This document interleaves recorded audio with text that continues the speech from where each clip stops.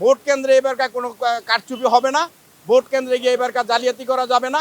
আমার ভোট আমি দিব, যাকে খুশি তাকে দিব। গতকালই নির্বাচনী প্রতীক বরাদ্দ করা হয়েছে। আজ থেকে যে আনুষ্ঠানিক প্রচারণাটা শুরু হয়েছে, এই প্রচারণা উপলক্ষে সারা বাংলাদেশে যারা নির্বাচনী প্রার্থীরা রয়েছেন, বিভিন্ন দলের মনোনীত যারা প্রার্থীরা রয়েছেন, তারা প্রচারণা শুরু করেছেন। একই সঙ্গে তাদের যারা সমর্থকরা রয়েছেন তারাও কিন্তু প্রচারণা নেমে গেছেন। এই মুহূর্তে আমি দাঁড়িয়ে রয়েছি ঢাকার নির্বাচনী 17 নম্বর আসনে। সেখানে তারেক রহমানের সমর্থনে তার সমর্থকরা কিন্তু প্রচারণা শুরু করে দিয়েছেন। আমরা কিছুক্ষণ আগে দেখেছিলাম যেখানে তারা মিছিল করছেন এবং তারা পোস্টার বিলি করছেন। নির্বাচনের আচরণবিধি অনুযায়ী আগামী 10 ফেব্রুয়ারি পর্যন্ত সকাল 10টা পর্যন্ত নির্বাচনী প্রচারণা চালানো যাবে। অর্থাৎ আগামী 20 দিন নির্বাচনী প্রচারণার জন্য তারা সময় পাচ্ছেন।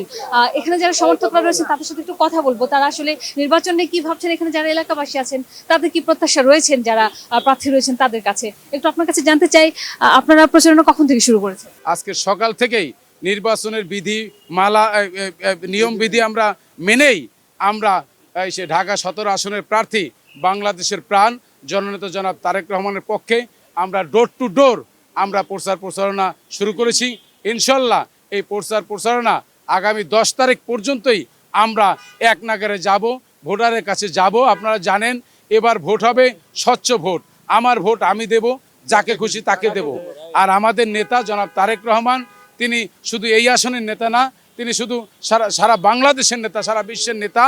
তিনি শুধু এই আসনকেই দেখবেন না, তার 300 আসনের দেখভাল করা লাগবে। সেজন্য তার পক্ষে তার আমরা ভাই আছি, আমরা সংগঠন নেতৃবৃন্দরা আছি, আমরা কর্মী আছি।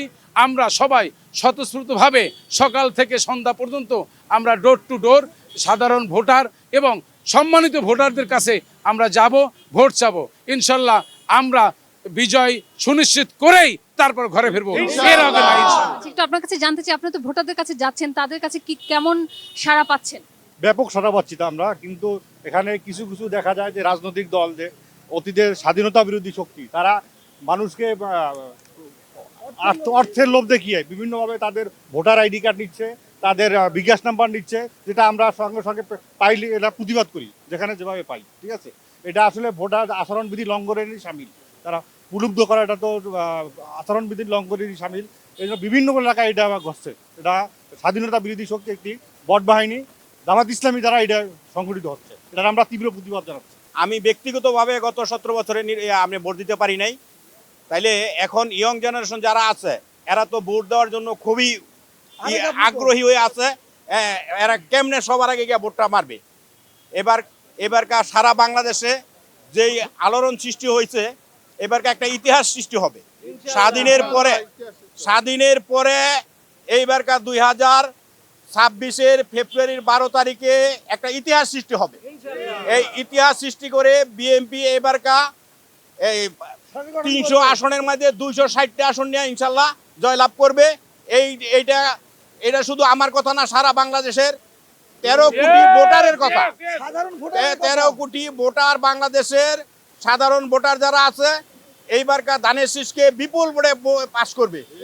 আগের ফেসিস সরকারের মতো দিনকার ভোটার রাত্রে হবে না। ত্রয়োদশ জাতীয় সংসদ নির্বাচনটা উৎসব মুখর পরিবেশে হবে, অংশগ্রহণমূলক হবে, অবাধ হবে, প্রতিযোগিতামূলক নির্বাচন হবে এবং বিশ্ববাসী ইতিমধ্যেই তাদের নির্বাচনী পর্যবেক্ষক পাঠাতে শুরু করছে এবং বিশ্ববাসীও দেখবে। এবং এই এলাকায় এই যে ঢাকা 17 আসনে আমাদের যে চেয়ারম্যান জনাব তারেক রহমান, উনি বিশ্বমানের নেতা এবং বিশ্ববাসীও দেখবে যে একজন গণতন্ত্রের নেতা কিভাবে মানুষ কিভাবে ভোট দিয়ে তাকে বিপুল ভোটে নির্বাচিত করে। মুখে মুখে অনেকেই বলে তারুণ্যের প্রথম ভোট ধানের শীষে হোক, আবাল বৃদ্ধ বনিতা তাদের ভোটটাও ধানের শীষে হোক। আমাদের দল বাংলাদেশ জাতীয়তাবাদী দল বিএনপি যদি জনগণের ম্যান্ডেট নিয়ে সরকার গঠন করতে পারে, এই আসনের প্রার্থী জনাব তারেক রহমান প্রধানমন্ত্রী হবে ইনশাআল্লাহ। এই জন্য আমরা মন প্রাণ দিয়ে চেষ্টা করতেছি এবং আমরা জনগণের সাড়া পাচ্ছি, অভূতপূর্ব সাড়া পাচ্ছি। তারুণ্য এবং সাধারণ ভোটার তারা সবাই ভোট দেওয়ার জন্য অধীর আগ্রহ বসে আছে। আমরা আশা করব সুন্দর সুষ্ঠুভাবে নির্বাচন হবে এবং আমরা এই তিনটি নির্বাচনের পরে এবার আমরা আমাদের ভোট প্রয়োগ করতে পারবো এই আশা করি এবং সুন্দরভাবে আমরা আশা করি বিপুল ভোটের ব্যবধানে জনাব তারেক রহমান এখানে পাশ করবে ইনশাআল্লাহ।